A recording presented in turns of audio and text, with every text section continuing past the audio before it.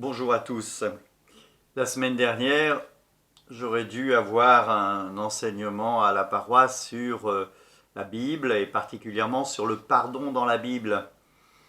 Comme je suis, comme vous tous, privé de rencontres et de réunions, eh bien, je vais faire profiter un maximum de gens ce, ce partage de Bible, cette rencontre dans la Bible.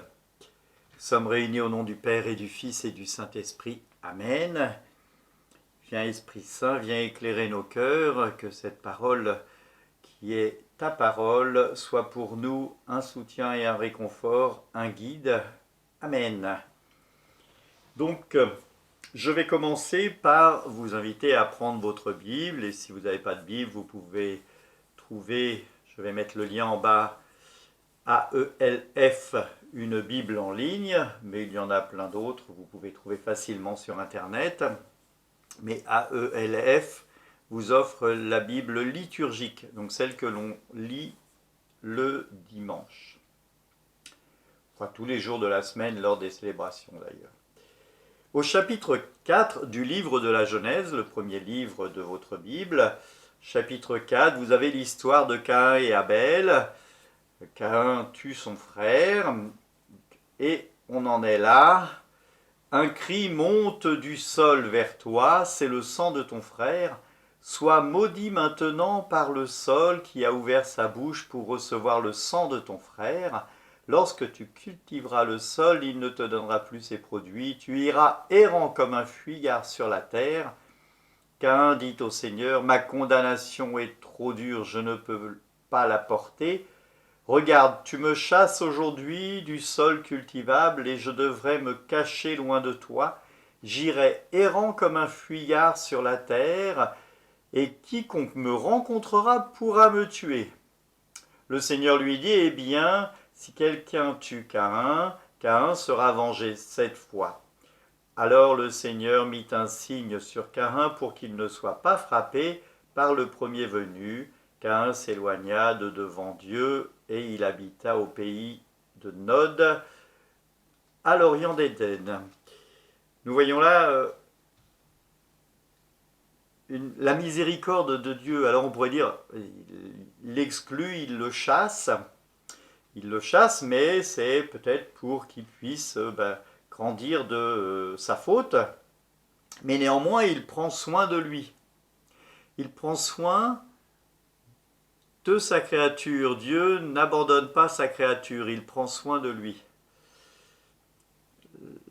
Lorsque nous avions vu Adam et Ève la dernière fois, eh bien, on voyait que c'est Dieu qui fait des vêtements pour Adam et Ève. Il prend soin de sa créature. Et là, celui qui touchera à Caïn, eh bien, aura 7 fois la condamnation. Il sera vengé 7 fois. Ça peut paraître énorme, on peut avoir du mal à comprendre. En tout cas, une chose est sûre, vu qu'il va mettre sur Caïn un signe, eh bien, Caïn ne sera pas touché par qui que ce soit. Et donc, Caïn, en tout cas Dieu, prend soin de Caïn et va jusqu'à le protéger et met une condamnation sur celui qui fera du mal à Caïn. On a dans la descendance, donc on continue un peu, le livre de la Genèse, toujours au chapitre 4, mais là au verset 23 et 24, vous allez voir, il y a quelque chose, il y a l'escalade humaine. C'est la descendance de Caïn, Lamech, qui doit être l'arrière-petit-fils de Caïn, qui dit dans une petite chanson, on pourrait entendre ça comme une chanson, Lamech dit à ses femmes Ada et Sila, écoutez ma voix, femme de Lamech, prêtez l'oreille à ma parole, j'ai tué un homme pour une blessure, un garçon pour une égratignure, car si Caïn est vengé 7 fois, Lamech le sera 77 fois. Donc retenez bien ça. Lamech, lui, va exploser la méchanceté et on l'a griffé, il va tuer, et si on lui fait quelque chose, eh bien il se vengera 77 fois. Déjà, je vous rends attentif, 7 fois, 77 fois, c'est des choses qui vont nous résonner, nous en reviendrons un peu plus tard. Vous voyez bien que si Dieu avait mis un signe sur Caïn pour pas qu'on y touche, et pour pas qu'il soit fait de mal à Caïn, et la punition ne sera jamais effective. D'ailleurs, je me demande si c'est vraiment une punition. En tout cas, la Mecque, lui, il met en œuvre sa condamnation. Voilà, j'ai tué parce qu'on m'a égratigné et j'hésiterai pas à me venger 77 fois. Voilà. Donc vous voyez bien que l'homme a cette chose qui est bien plus forte. Et donc il va nous falloir eh bien, modérer cela. Et c'est ce que va faire Moïse dans un livre qui s'appelle le Lévitique. Il y a ce qu'on appelle la loi du talion. Alors donc au Lévitique, chapitre 24, du verset 17 à 22, je vous lis. Celui qui frappe un homme à mort sera mis à mort. Celui qui frappe une bête à mort en donnera une autre, bête pour bête. Si quelqu'un blesse son prochain, on lui fera comme il a fait, fracture pour fracture, œil pour œil, dent pour dent. On lui fera la même blessure qu'il a fait à son prochain. Celui qui aura tué une bête en rendra une autre, mais celui qui aura tué un homme sera mis à mort. La loi sera la même pour tous, pour l'étranger, comme pour celui qui est né dans le pays. Je suis le Seigneur votre Dieu.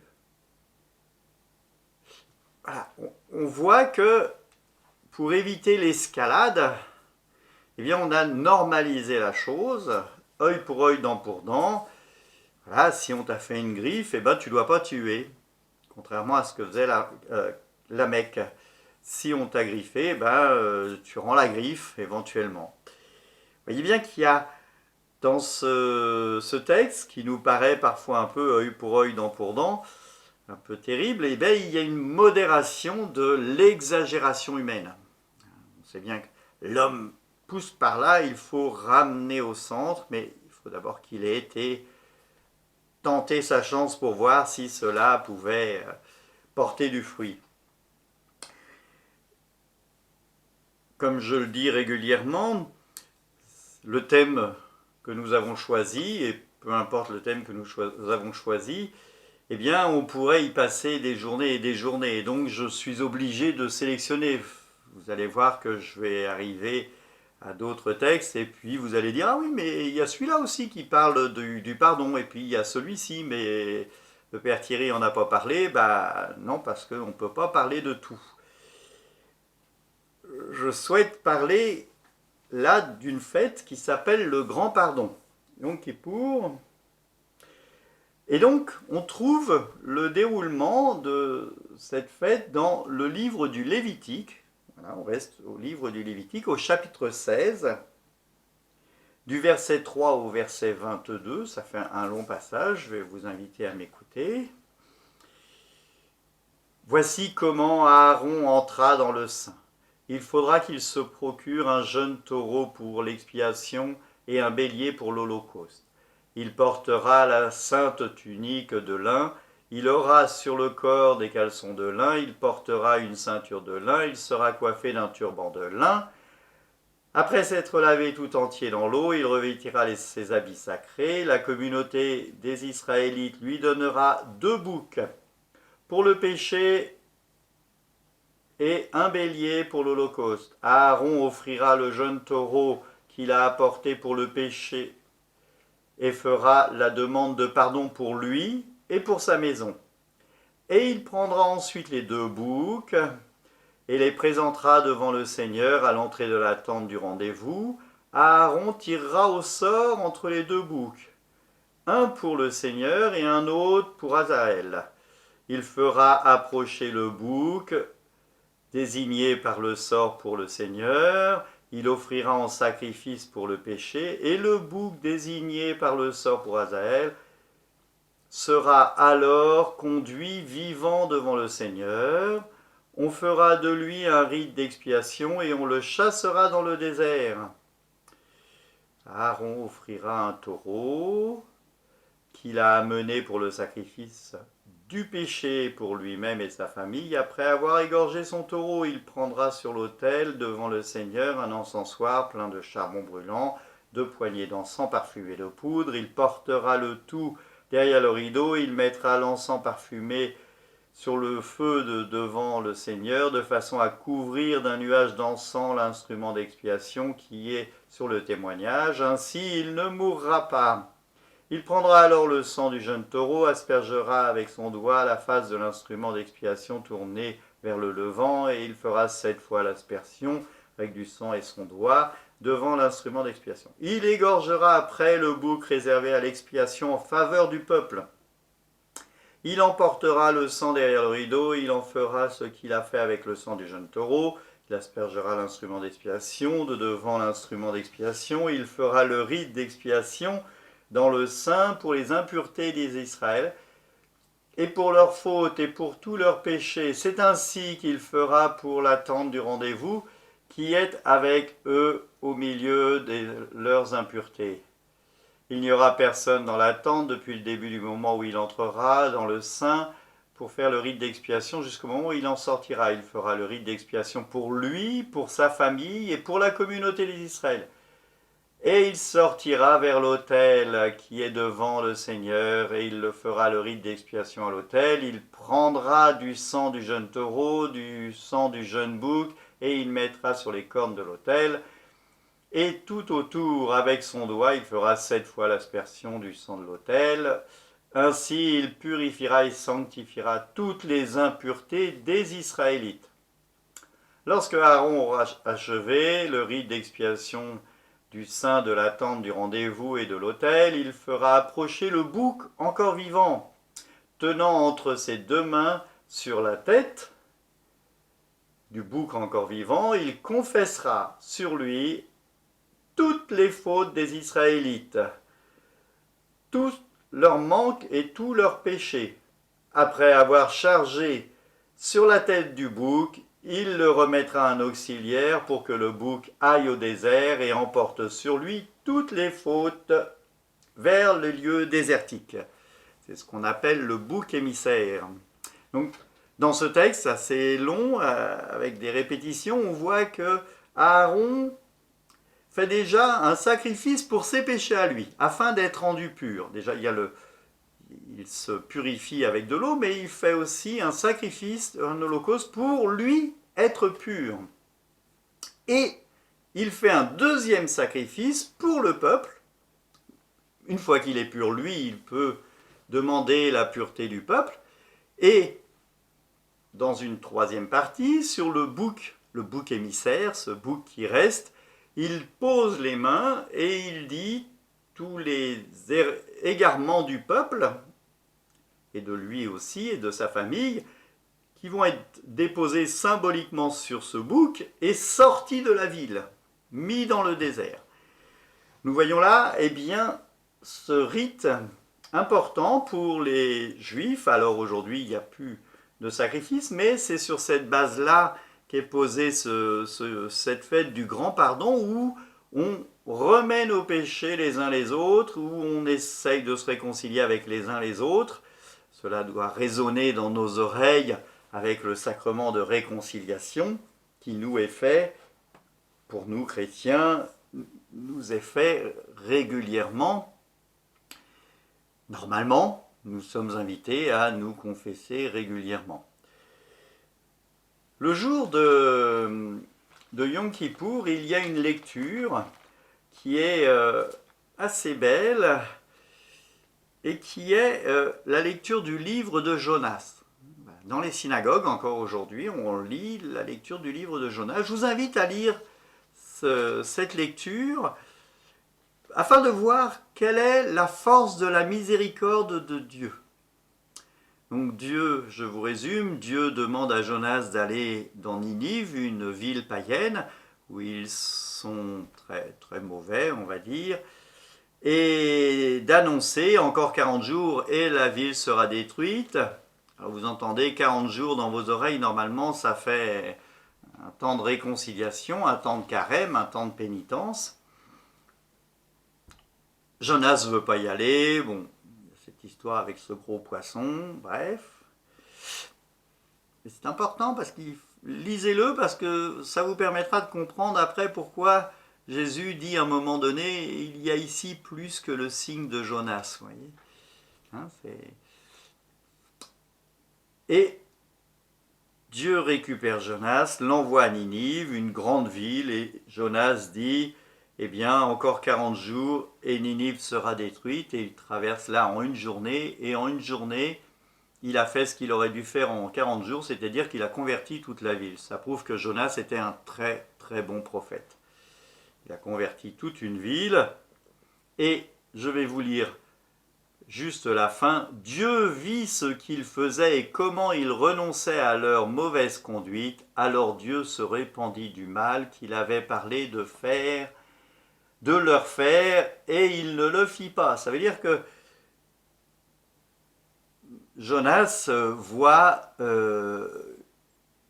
ça réussit dans un sens, parce qu'il a annoncé qu'il fallait qu'ils se convertissent, mais il voit aussi que ceux qui sont les destructeurs de son peuple, eh bien, ils vont être sauvés parce qu'ils se sont convertis. Ils ont changé leurs attitudes. Ils se sont débarrassés de leurs des mauvaises pratiques qu'ils faisaient. Donc nous avons vu, je résume, Caïn, Lamech, la loi du talion, Lamech 70 fois, Caïn 7 fois, 70 fois Lamech, la loi du talion, le pardon pratiqué pour le peuple. Et là, je voudrais vous ramener tout de suite là dans le Nouveau Testament, mais dans un livre qu'on appelle la Lettre aux Hébreux, et vous lire un passage au chapitre 9, versets 11 et 12. C'est un commentaire qui s'appuie sur le livre du Lévitique que l'on vient de lire sur la fête du grand pardon, mais qui nous présente le Christ comme celui qui vient réellement nous sauver. Le Christ est venu comme le grand prêtre qui administre les dons de Dieu, propre des temps nouveaux. Il est entré dans un autre sanctuaire. Donc là, on fait référence au texte, hein, donc vous pouvez lire les deux si vous avez le temps. Plus grand et plus parfait, qui n'est pas l'œuvre des hommes. Il veut dire qu'il n'est pas de ce monde. Ce n'est pas le sang des bœufs et des boucs qui ouvrait le sanctuaire, qui lui ouvrait le sanctuaire, mais son propre sang, quand il a obtenu une fois pour toutes le salut définitif. Donc c'est bien du sang du Christ sur la croix dont il s'agit là. Le sang des taureaux et des boucs et l'aspersion avec la cendre d'une vache peuvent redonner à ceux qui sont souillés une pureté tout extérieure, mais bien plus sûrement le sang du Christ qui lui est offert, qui s'est offert lui-même à Dieu par l'Esprit éternel, comme victime sans tache, lavera notre conscience des œuvres de mort pour que nous servions le Dieu vivant. Il nous faut donc voir que dans ce passage, l'auteur de la lettre aux Hébreux nous invite à voir que le Christ est bien plus grand que ce qui est fait par les prêtres de l'ancienne alliance. Par le Christ, une fois pour toutes, le Christ n'a pas donné un bœuf ou un taureau et un bouc, mais il a donné sa vie une fois pour toutes pour notre réconciliation personnelle, pour notre pardon intérieur. Et vous lirez aussi la lettre aux Hébreux, vous verrez qu'il dit « S'il fallait que le rite pénitentiel de l'Ancienne Alliance se répète tous les ans pour pouvoir être effectif, le Christ, une fois pour tous, a donné sa vie pour notre salut, et c'est pour notre salut qu'il nous ouvre son amour. Avec le Christ, il ne s'agit que d'amour. Avec Dieu aussi, on a tendance à dire Dieu est le Christ est miséricordieux, et puis Dieu c'est un peu le père fouettard, mais quand vous voyez l'histoire de Jonas et de Ninive, vous voyez bien qu'il y a la réconciliation et l'amour de Dieu qui s'ouvre en plénitude pour toute la ville, et peu importe qui ils sont et ce qu'ils feront. C'est important de voir ça, et c'est important de se dire cela. Nous sommes dans le Nouveau Testament, donc ça tombe bien, on est chrétien, donc on regarde l'Ancien et on vient jeter un coup d'œil dans le Nouveau Testament pour parler du pardon. Dans l'évangile de Matthieu, au chapitre 18, du verset 15 au verset 22, je vous lis. « Si ton frère a péché, va le prendre toi seul avec lui. S'il t'écoute, tu as gagné un frère. S'il ne t'écoute pas, prends avec toi 2 personnes, de façon que toute l'affaire se règle en présence de 2 ou 3 témoins. S'il ne les a pas écoutés, dis-le à l'Église. S'il n'écoute pas l'Église, qu'il soit désormais pour toi comme un païen et un publicain. En vérité, je vous le dis, tout ce que vous liez sur la terre sera lié dans le ciel, tout ce que vous déliez sur la terre sera délié dans le ciel. Je vous dis également que si 2 d'entre vous se mettent d'accord ici sur la terre pour demander quoi que ce soit, mon Père qui est dans les cieux fera qu'ils l'obtiennent, car dès que 2 ou 3 sont réunis en mon nom, je suis là au milieu d'eux. Alors Pierre s'approcha de lui et lui posa cette question. Seigneur, combien de fois vais-je pardonner à mon frère si de nouveau il me fait tort? Jusqu'à 7 fois? Et Jésus lui dit, je ne dis pas 7 fois, mais 77 fois. Voilà. Ce passage, on pourrait voir qu'il y a on pourrait avoir l'impression qu'il y a 2 choses, mais c'est vraiment un tout. Il y a déjà la réconciliation avec le frère. Il faut tout faire pour s'accorder avec son frère. Si ton frère a péché, va le prendre, parle-lui. Là voilà. Moi je dis souvent, on peut me dire quand j'ai fait une erreur, sauf que si on vient me le dire pour me faire une vacherie, t'as vu, t'as fait ça, nanana, nanana, je vais pas très bien le prendre. Si on me le dit pour m'aider à grandir et si on me le dit fraternellement, là, c'est ça, tu as gagné un frère, il faut que ce soit fraternellement. Là, ça marche quand on dit à quelqu'un fraternellement. Ça veut dire qu'il faut se préparer son cœur, ouvrir son cœur à l'Esprit Saint avant d'aller voir la personne. Tu as gagné un frère. Alors, je vais aller jusqu'au bout au verset 18 de ce passage. En vérité, je vous le dis, au verset 17, « S'il n'écoute pas l'Église, qu'il soit désormais pour toi comme un païen et un publicain. » Alors là, on se dit, ça y est, il est exclu de l'Église, on le fout au banc de la société et il n'y a plus rien pour lui. Sauf que le Christ, lui, il va chez les païens et les publicains pour les aider à re-rentrer dans l'Église. Cela veut dire qu'il faudra que nous réinventions. Si nous avons pris les mesures ordinaires pour ramener le frère vers nous, une fois qu'il sera considéré comme un païen, un publicain, il va falloir que nous réinventions des choses pour aller le rechercher. Ça ne veut pas dire qu'on arrête de lui offrir notre miséricorde, ça veut dire qu'il faut réinventer autre chose. La deuxième partie, si on peut dire ça comme ça, c'est la question de Pierre. Pierre pose cette question, si quelqu'un m'a fait du tort, est-ce que je devrais lui pardonner 7 fois? Pierre est grandiose. 7 fois. Vous vous rendez compte, si quelqu'un vous fait une fois une vacherie, vous lui pardonnez, quelque temps après il vous refait une vacherie, vous lui repardonnez, quelque temps après, il vous fait une vacherie, on est arrivé à 3 là. Mais déjà, là, moi, 3, je suis à bout là. Et Pierre est prêt à aller jusqu'à 7. Donc vous voyez que moi je suis loin de Pierre. Et puis le Christ lui dit non pas 7 fois mais 70 fois. Alors si vous êtes ceux qui ont l'habitude de venir aux enseignements, on voit bien. On a commencé par Caïn qui a une marque de 7 fois sur la tête, Lamech qui se venge 77 fois, là on a Pierre qui est prêt à pardonner 7 fois, et le Christ qui nous dit non pas 7 fois mais 70 fois. Et hop, on reprend nos morceaux. Eh bien c'est impossible à l'homme de pardonner, à mon avis, 7 fois ou 70 fois. Sauf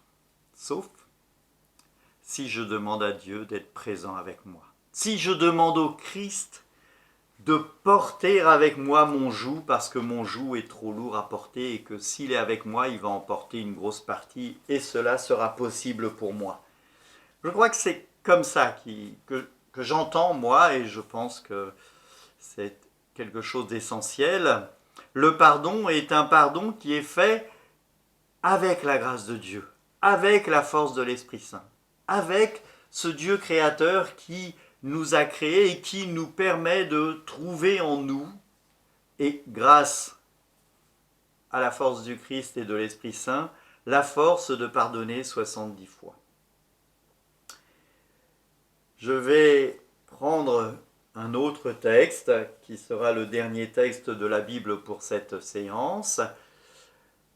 Je vous invite à aller chez Matthieu au chapitre 9, versets 1 à 8. Chapitre 9, versets 1 à 8. Jésus monta dans une barque pour faire traverser. Il arriva dans une ville. À ce moment, on lui amène un paralysé étendu sur un brancard. Jésus vit la foi de ces gens. Il dit au paralysé, « Courage mon garçon, tes péchés sont pardonnés. » Il y avait là des maîtres de la loi. Aussitôt ils se disent, « Cet homme se moque de Dieu. » Mais Jésus a vu ce qu'ils pensent et leur dit, « Pourquoi faites-vous ces réflexions méchantes ?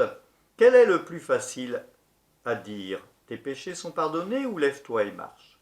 Sachez donc que le Fils de l'homme a autorité sur la terre pour pardonner les péchés. » Alors Jésus dit au paralysé, « Lève-toi, prends ton brancard et rentre chez toi. » Aussitôt l'homme se leva et rentra chez lui.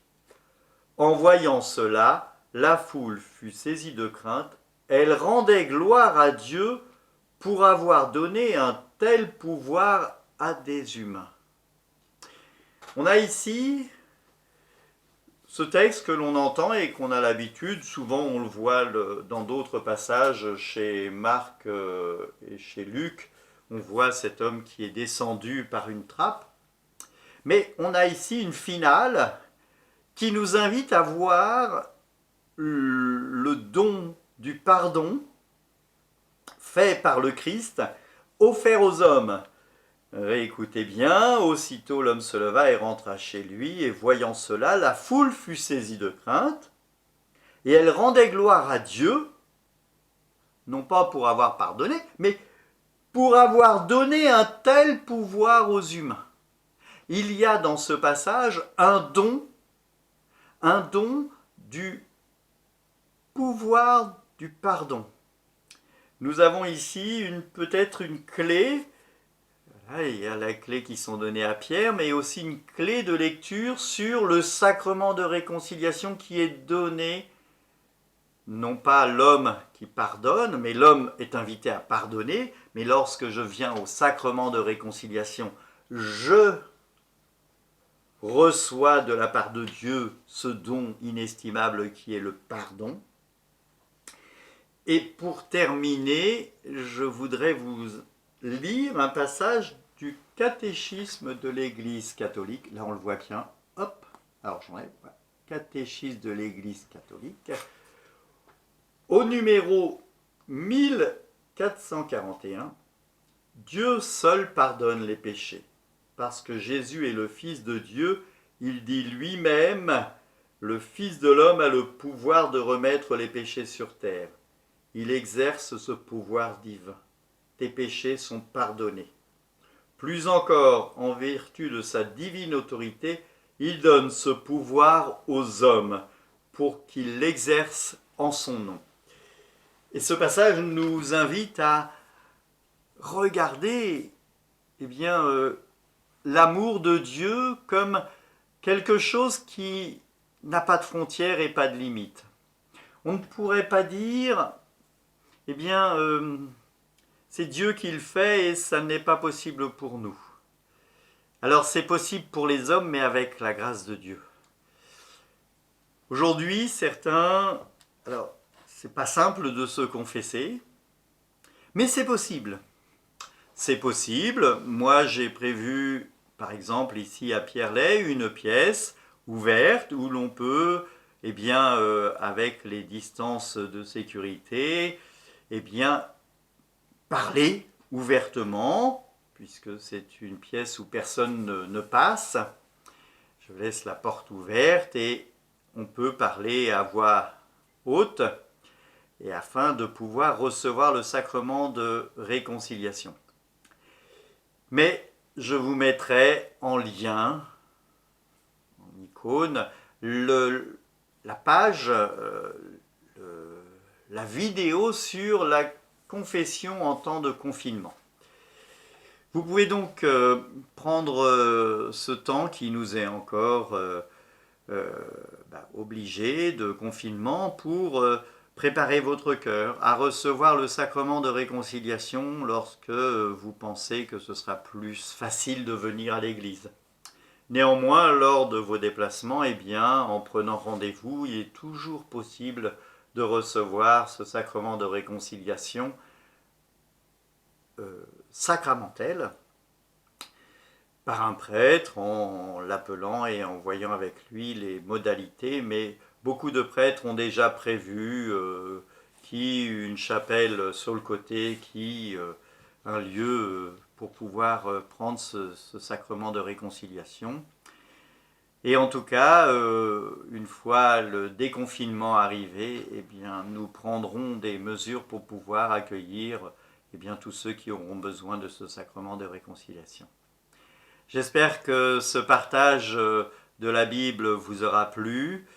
Je vais mettre une petite virgule musicale et je donnerai mes invitations et la page pub, comme on dit après. Que Dieu Tout-Puissant nous bénisse tous, le Père, le Fils et le Saint-Esprit. Amen. Allez dans la paix du Christ, nous rendons grâce à Dieu.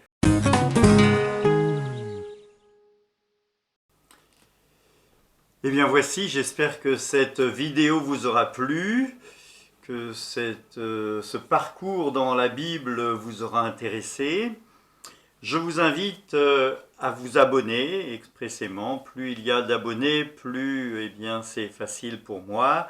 À laisser des intentions de prière ou de messe en bas dans les commentaires ou en m'en envoyant un mail. Je vous invite aussi parce que l'Église, comme beaucoup d'entreprises, même si ce n'est pas une entreprise comme les autres, a des difficultés financières. Je vous invite à télécharger cette appli. Voilà. Le lien va se trouver en bas pour pouvoir faire un don comme vous faisiez au moment de la quête du jour. Je vous invite aussi, si vous ne voulez pas vous inscrire et télécharger cette appli, à utiliser la plateforme Quête catholique. Alors il suffit sur Google ou autre de taper données catholiques et là vous tapez sur donnéescatholiques.fr et vous sélectionnez le diocèse de Pontoise et vous sélectionnez la paroisse. Votre paroisse c'est celle de Pierrelet et puis je vous invite à mettre, il faudra mettre une adresse mail et vous pouvez faire votre règlement avec la carte bleue et une fois cela fait, vous n'avez pas besoin de faire d'inscription et vous pouvez faire un montant comme au moment d'une quête. Pour ceux qui ne l'auraient pas fait, vous avez en votre possession sûrement l'enveloppe du denier de l'église et si vous ne l'avez pas, vous pouvez aller sur le site catholique95.fr, le site du diocèse. Toutes ces adresses sont mises dans les commentaires pour pouvoir faire un don en ligne de votre denier de l'église si vous ne l'avez pas fait. Même si vous l'avez fait, eh bien peut-être pensez que c'est un peu compliqué pour l'église et qu'il y a les prêtres à payer même s'il n'y a pas les quêtes, etc. Et que pour le diocèse, eh bien il est dans le rouge actuellement. Donc voilà les recommandations que je vous fais en fin de vidéo. Prenez soin de vous et restez chez vous au moins tant qu'on nous invite à le faire. Bonne journée, au revoir.